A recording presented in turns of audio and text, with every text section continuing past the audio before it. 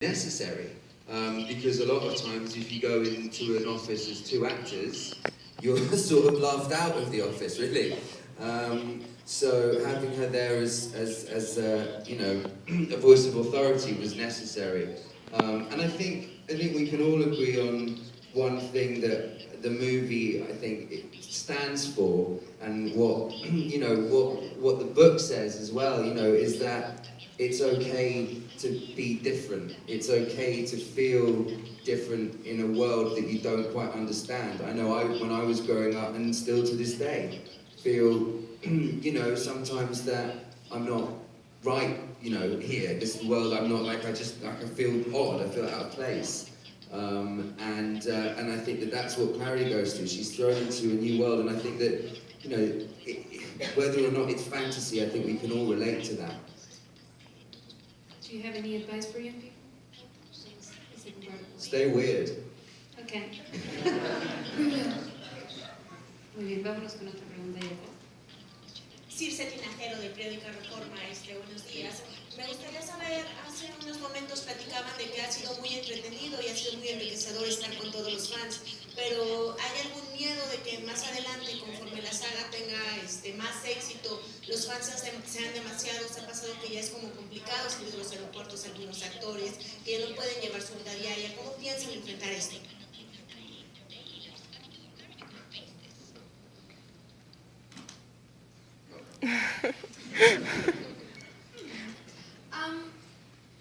I just am, I guess. I don't think there's ever any way to fully prepare for something like that, because that means you're setting an expectation which either will be met or won't be met. And recently I've been way more into spontaneity and just kind of living and seeing what happens, because ultimately no one has any control over any of that.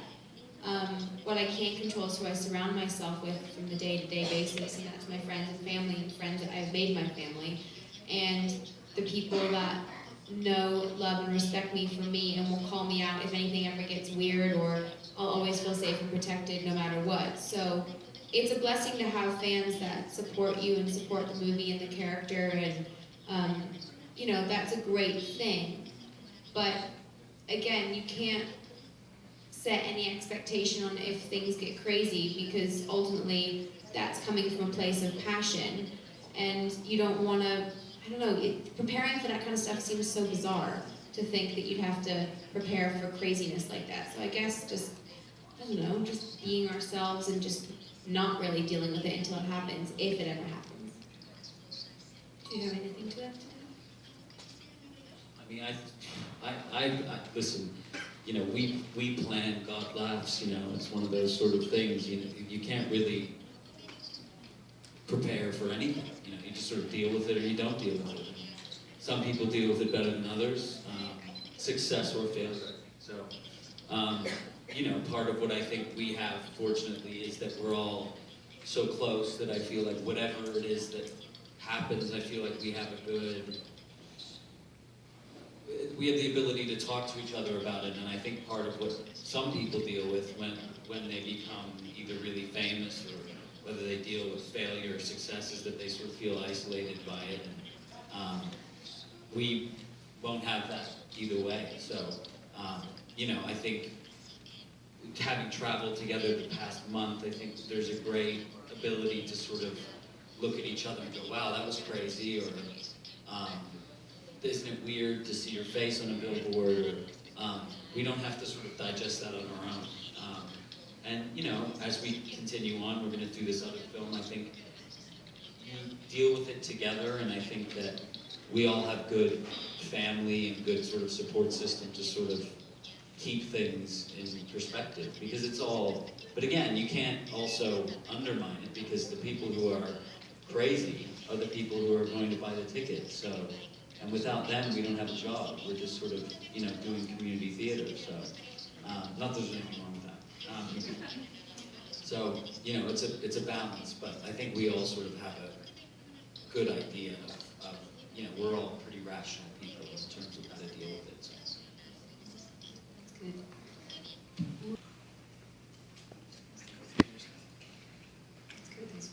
Well, it's it's really hard to actually prepare a character that's from a novel, from a book, and to bring it on to real life and onto big screen. So you kind of just have, especially my character Magnus, is because there's not really a character that you can follow to get an example of what this character might be like. So it was kind of hard and difficult for me, and I was under a lot of pressure because Magnus was, I think, a favorite character. So I had I had to talk to Cassie, the author. I had to talk to Harold. They gave me great pointers and ways of portraying this character, and that's how I became more confident in the role. And I just thought it was very interesting, just from the character itself is just a flamboyant, like, party animal, and who just doesn't care what he wears, and obviously has beautiful makeup and glitter on, and he dresses well, and that, I think, when the costume and the makeup, all things put together, you can just feel the power of this character right on the spot, and especially being on set with all the vampires and werewolves and the shadow hunters all together, you just kind of get that feeling right away when you're on set. So you just kind of have to go with it and just do your homework and remember your lines, and that's what I did. Yeah, I sort of answered this question already, getting ready for, I just didn't want to make him too simple. I think people, especially with younger audiences, sort of underestimate their ability to understand complicated characters. So I didn't feel the need to sort of explain who he was in the first film. You can sort of let the audience figure out whether they like him or don't. Whether they like you as an actor or not, and I think that part of that is what we have to do. Bring whatever it is that's going on with yourself into the character that you play. So that's, it's just the same as any other film. You just sort of find yourself in the character as much as you can, and show up and do it.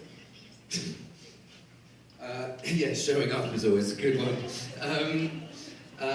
For me, I sort of went through quite a long process of trying to find out who Jace was. I mean, obviously we have the book, so we have this Bible, effectively, of a character basis. But I saw this very much as my opportunity to redefine or reimagine the archetypal male love interest. For a long time, I think we've seen those characters as big, beefy, jock type guys. And I saw this as my opportunity to turn around and go, I have cousins who are 15, 16, who are girls.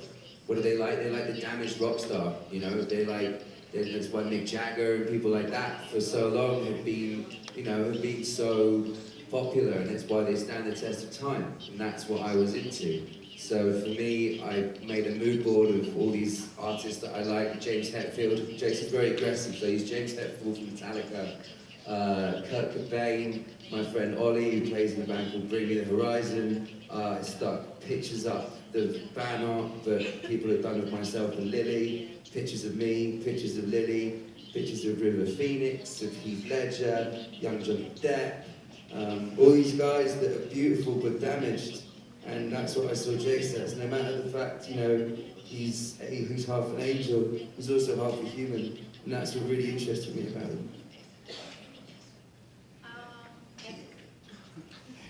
I play Clary Frey, who, thinks that she's a normal girl from Brooklyn, but actually is a shadow hunter, so she's actually half angel.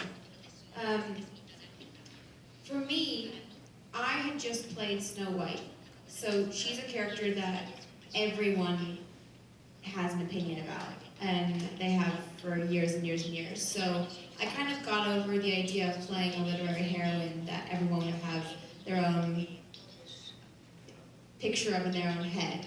So taking on Clary was along the same lines, but just a little bit less stressful.